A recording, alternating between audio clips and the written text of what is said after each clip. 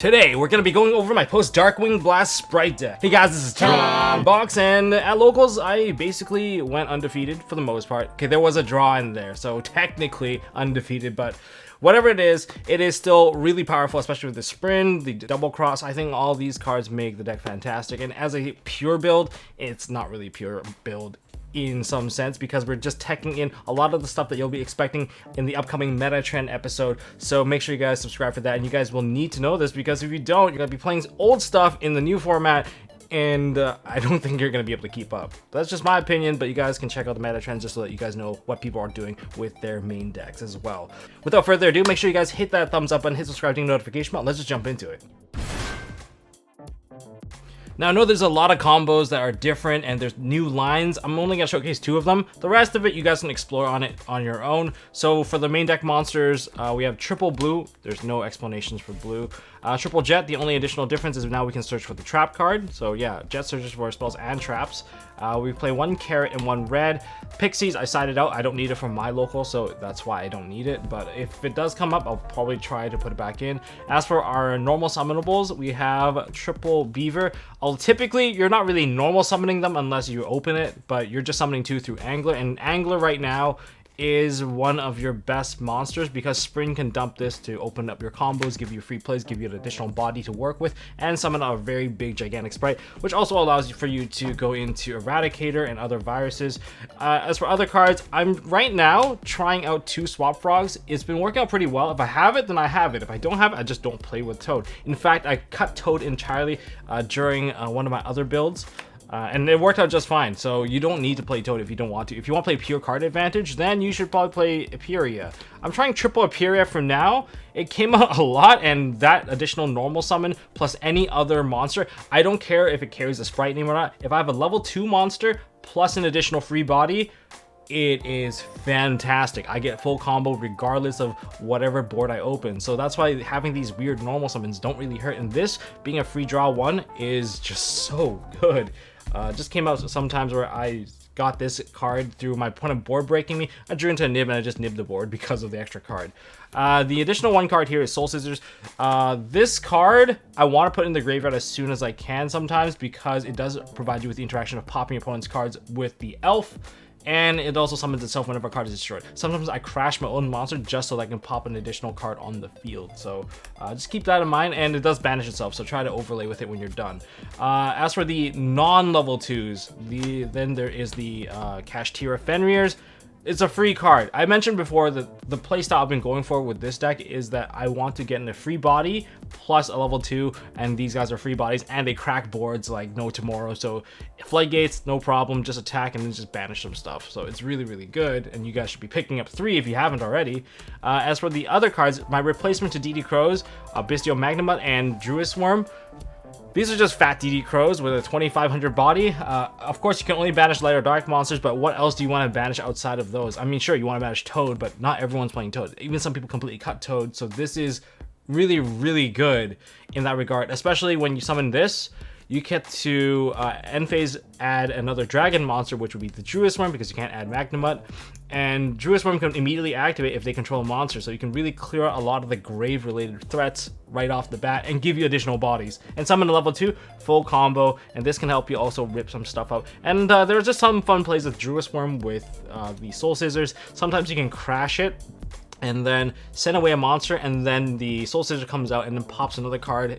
So it's really, really insane in terms of like board flexibility and how to like manage the board. So this is like starting with the new hand trap lineup. So these are technically hand traps, and in the meta trend episode we'll cover it some more.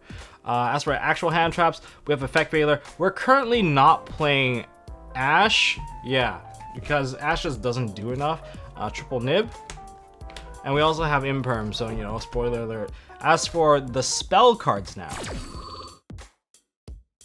it's a very small line of spells. Foolish Burial, because we can throw Soul Scissors, Angler. We play 1 copy of Call by the Grave.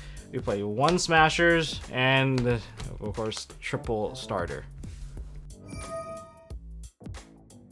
For trap cards, we have triple Imperm, and we have 1 Spright Double Cross. I tried the build without Toad to play 2 Double Cross.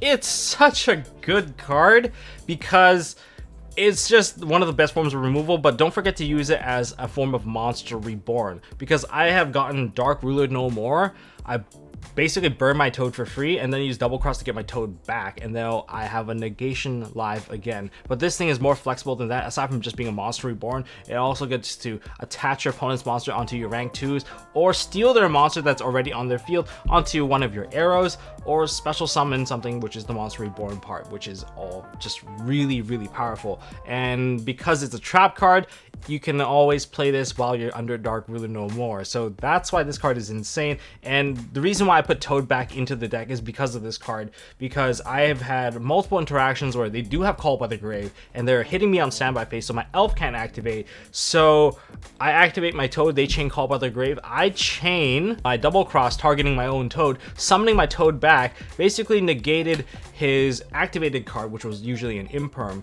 The second card that basically didn't work was the Call by the Grave, so this already traded with the Call by the Grave, and I still have 2 additional negates thanks to, well, I have the negate on the field right now, and Elf can revive the Toad once again, and that's why I chose to play Double Cross, and that's why I kind of went back to 1, but overall this card is really good, better than expected, really performed really well. As for the extra deck, check out these awesome sleeves from MST.TV. Of course, I designed them myself. These are the Ulti Instincts. I appreciate you guys. They also come in a bundle and they make a really awesome gift. And this is actually right now in an oversleeve. So let's start off with the basics. Of course, triple elf. You don't really need to play 3 elf if you don't need it, because I'm not playing Prosperity. Epuria is my draw engine right now. I'm just experimenting. If you guys want to change it up, I'm not going to stop you. But it's been working for me so far. I played double Sprint. Sprint is your opening play combo, which you guys will see in a second. But this also gives you a second copy for the reason that you could dump like Soul Scissors in there, and it just gives you additional options here. Double Gigantic Sprite. And we have, of course, the one Totally Awesome. As for the rest of the stuff here, we have 1 Dark Charmer, we have 1 IP Masquerena, and IP Masquerena goes into Nightmare Unicorn just in case. Just need some removal, especially when your opponent puts up 1 monster so that you can still remove the Mystic Mine. And we have 1 Crusadia Avermax, just so that IP creates a really hard to kill monster. And then also the attack suction is really good to protect all your other like low levels, so it's really good. I did get killed by Ancient Gear Chaos Golem, unfortunately, once. I did not expect it. I did not expect someone to play Polyfuse all their cards in their hand. Who does that, right? As for the Link utility, I have 1 Obinimaru, and I played the Zeus package. Still, not as effective these days, especially against, well, most decks really, unless you can like shut off the graveyard. So might consider other things to play, but it's not that bad. But that's it for the extra deck. Probably will change up the extra deck once a new set drops, but that's for the future. Alright, so for new baseline combo, it's any 2 monsters as long as one of them is level 2. So I'm going to demonstrate with 2 non-sprite names. If you have the additional sprite Blue, Jet, or Starter, it's a lot safer because you get to put Carrot or Red onto the field to protect you from any sort of hand trap interaction breaking your board before you even get there. So we're going to keep that in mind, but we're going to basically play without these and see where we go. So we're gonna start by special summoning off Fenrir because we don't control a monster. I'll probably put it in defense mode because they're the same stat line anyway. And through the effect, we're going to add a Fenrir into our hand. So we're maintaining our hand size. We're gonna normal summon Epuria. Epuria is gonna draw us a card, and that's irrelevant here.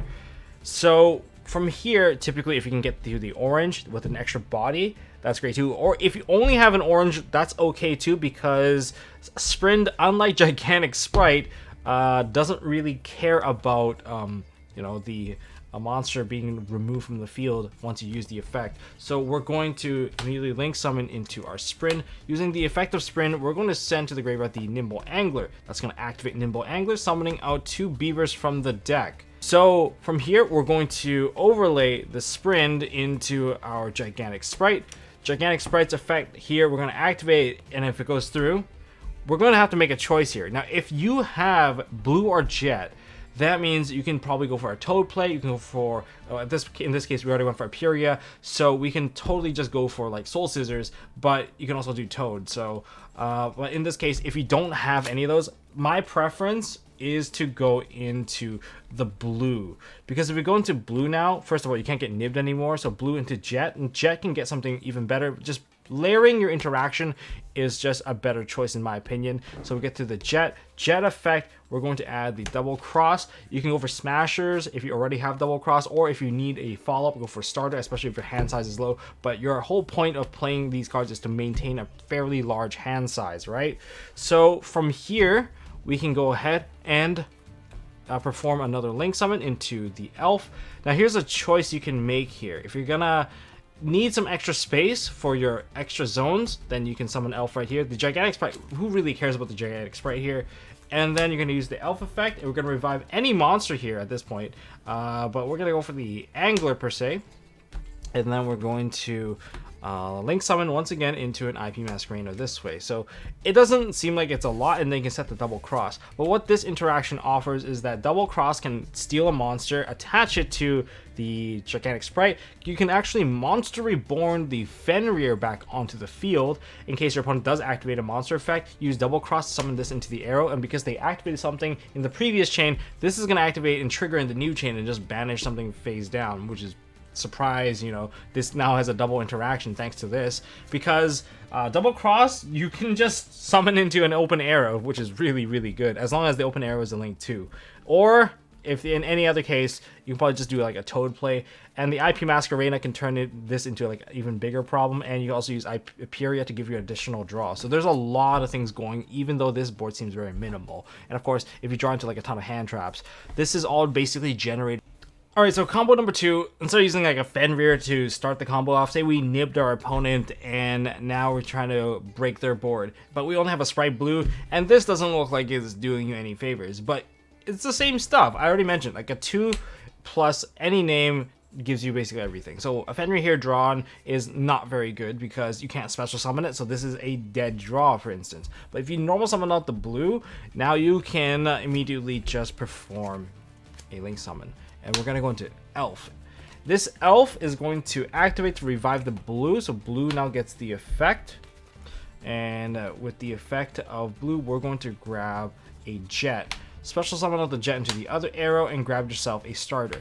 Because the way that we're going to finish this board is not going to open any arrows for you. So starter will give you a follow-up, especially when you have a hand like this. Starter is obviously the better choice here, so you can have a proper follow-up. I mean, you're negating your opponent, you're banishing stuff. It's hard for them to play, and starter plus a Fenrir is really good. So next, we're going to once again perform another link summon into Sprint now. Sprint now will send into the graveyard our copy of Angler. Angler's effect is going to summon out 2 of the Nimble Beavers. I'm just not going to clot my arrows this time. And we can take these 2. If you haven't noticed, we haven't gotten to Gigantic Spright yet. So we can put Gigantic Spright right into the arrow so that it cannot be hit by an Imperm or anything like that. Activate the Gigantic Spright. Gigantic Spright now can summon up, a few choices here. You can go for Soul Scissors, or you can go for the Iperia, right? Iperia will provide you with additional draw. You've already used blue, you've already used jet. If you want an additional negate, you can put like an orange or a carrot if you're really scared of, especially back row decks, then back row decks probably put the carrot onto the field instead. But this is pretty good. This will provide you with a bit of monster disruption. If you want to load your hand with a little bit more cards, especially during your opponent's turn as well, then the Iperia will provide you with the 1-card draw. But Soul Scissors is not bad either, because you're getting rid of these monsters once you're done with them. So get the Soul Scissors, all right, and we're going to put them into the graveyard, and we're going to link summon into an IP Masquerena. So that's kind of what we're going for with this play.